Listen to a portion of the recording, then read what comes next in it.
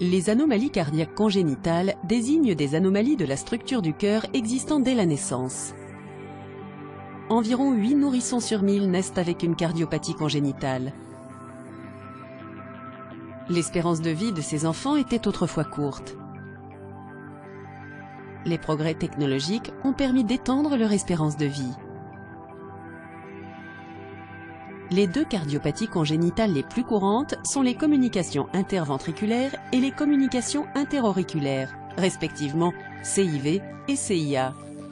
Il s'agit de deux ouvertures anomales dans la paroi entre le côté du cœur qui pompe le sang pauvre en oxygène vers les poumons et le côté qui pompe l'oxygène riche en oxygène vers l'extérieur du corps. Une CIV est un trou dans le septum ou paroi situé entre les ventricules gauche et droit ou chambres inférieures.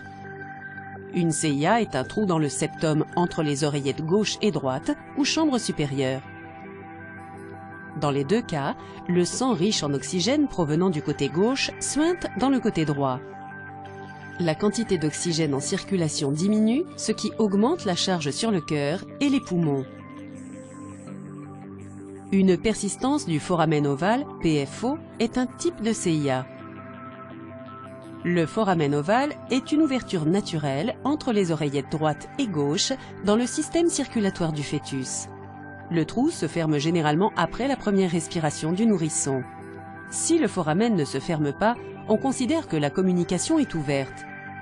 Une PFO n'entraîne pas toujours des problèmes de santé. La persistance du canal artériel, PCA, plus rare, est plus grave.